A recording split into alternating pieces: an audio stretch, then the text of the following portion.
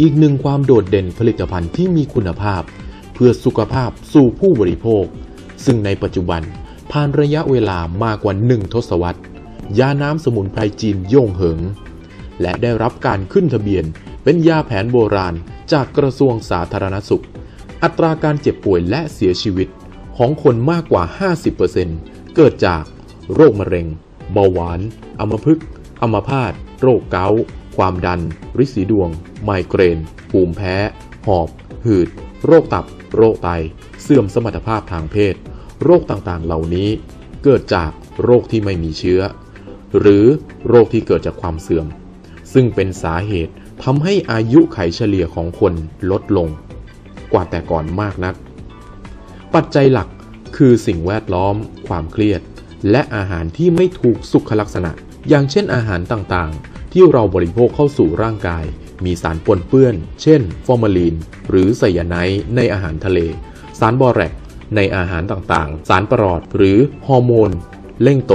ล้วนแล้วแต่ส่งผลทำให้ร่างกายเป็นพิษเกิดอนุมูลอิสระสาเหตุของการเกิดโรคไม่ว่าคุณจะเป็นคนธรรมดานายแพทย์ดารานักร้องนักแสดงก็มีสิทธิ์ที่จะสุ่มเสี่ยงต่อการเป็นโรคร้ายได้เช่นกันดังตัวอย่างที่เห็นได้ตามหน้าหนังสือพิมพ์ถึงแม้ในปัจจุบันวิทยาศาสตร์การแพทย์เจริญและพัฒนาไปไกลมากแค่ไหนก็ตาม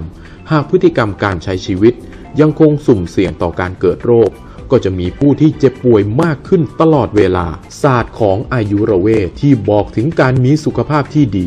และอายุยืนคือการควบคุมอาหารขับล้างสารพิษการออกกำลังกายฝึกโยคะและยาสมุนไพรเป็นที่แน่นอนว่าการใช้ยาสมุนไพรเป็นเรื่องที่ทำได้ง่ายที่สุดเพราะการนำพืชสมุนไพรที่เป็นทั้งอาหารและยาเข้าไปช่วยให้ร่างกายแข็งแรงตรงกับแพทย์ทางเลือกซึ่งเป็นศาสตร์ที่ถูกยอมรับอย่างแพร่หลายในปัจจุบันซึ่งยาน้ำสมุนไพรจีนหยงเหิงมีพืชสมุนไพรที่เป็นทั้งอาหารและยากว่า30ชนิดสูตรยาหยงเหิงมีประวัติยาวนานกว่า500ปีถูกปรุงด้วยกรรมวิธีที่สะอาดถูกต้องตามมาตรฐานการผลิตและถูกยอมรับว่าหยงเหิงคือยาอายุวัฒนะการปรุงที่ได้สัดส่วนหยินหยางไม่เติมสารเคมีสารกันบูดและไม่มีสารพิษใดๆทำให้เกิดโทษแก่ร่างกายหยงเหิงได้คัดสรรพืชสมุนไพรที่ดีและมีสรรพคุณยอดเยี่ยมทางการแพทย์จากประเทศจีนมาผสมผสานจนได้สมดุลตามหลักวิทยาศาสตร์หยงเหิงมีตัวยาหลัก7ชนิดและหลักการแพทย์ให้การยอมรับว่าเป็นพืชสมุนไพรชั้นยอดตั้งถังเช่าคือย่าหนอนวิเศษโดยหน้าหนาวจะเป็นตัวหนอนหน้าร้อนจะเป็นต้นหญ้ามีมากในที่ราบสูงของทิเบตเป็นพืชสมุนไพรที่มีราคาแพงมากตกเฉลี่ย1กิโลกรัม500,000 ถึง 2,500,000 บาทมีแร่ธาตุและสารอาหารมากมายสรรพคุณช่วยชะลอความแก่บรรเทาอาการหอบหืดภูมิแพ้ปรับความดันบำรุงไตและช่วยลดระดับน้ำตาลในเส้นเลือดเต็กยงหรือเขากวางอ่อนมีสรรพคุณช่วยกระตุ้นและสร้างเม็ดเลือดแดงระงับอาการอักเสบบรรเทาอาการปวดข้อไขข้อรูมาตอยด์ลดระดับคอเลสเตอรอลช่วยเพิ่มระดับฮอร์โมนทางเพศและกระตุ้นภูมิต้านทานโรคให้แข็งแรงโตตงสรรพคุณบำรุงตับและไตกระดูกเอ็นกล้ามเนื้อปวดหลังปวดเอวปวดกระดูกชาวจีนเชื่อว่า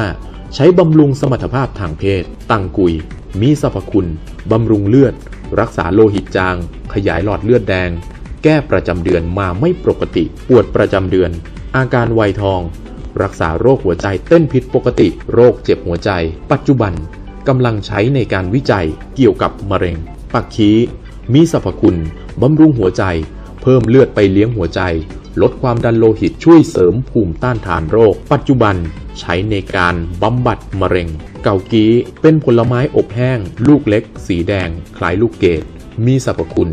ช่วยต้านอนุมูลอิสระซึ่งเป็นสาเหตุของการเกิดมะเร็งบำรุงสายตาเพิ่มพลังให้ดวงตามีการมองเห็นได้ดีขึ้นจากสายตาฝ้าฟางตาบอดตอนกลางคืนปักตังเซียมสรรพคุณช่วยบำรุงม้ามและปอดเพิ่มการสร้างเลือด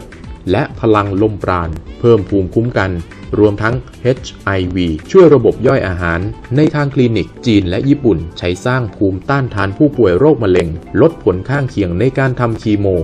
เหมาะแก่เด็กและสตรีโรงงานในการผลิตยาน้ำสมุนไพรจีนหยงเหิงได้ทุ่มงบประมาณกว่า200 ล้านบาทสร้างโรงงานที่ได้มาตรฐาน GMP อาเซียนบนเนื้อที่มากกว่า3 ไร่มีระบบควบคุมการผลิตและการตรวจสอบได้มาตรฐานสากลอย่างถูกต้องหลักการทำงานของหยงเหิงด้วยหน้าที่3 ประการคือ 1. บำรุงร่างกายสร้างเซลล์และบำรุงเซลล์ 2. ปรับสมดุลในร่างกาย 3. ขับล้างสารพิษหยงเหิงดูแล9 ระบบของร่างกายคือระบบหายใจระบบประสาทระบบถ่ายของเสียระบบสืบพันธุ์ระบบกล้ามเนื้อระบบฮอร์โมนระบบภูมิต้านทานโรคและระบบย่อยอาหารหยงเหิงบำรุงธาตุทั้ง5คือตับไตหัวใจม้ามปอดให้ทำงานอย่างสมบูรณ์และสมดุลโดยใช้หลักการทางธรรมชาติบำบัดธรรมชาติหยงเหิงได้รับการขึ้นทะเบียนยาแผนโบราณจากกระทรวงสาธารณสุขเลขทะเบียน G244/43 ซึ่งสามารถยืนยันได้ว่าในหยงเหิงไม่สามารถมีสารพิษและสารเคมีใดๆที่เป็นอันตรายต่อร่างกายได้เลย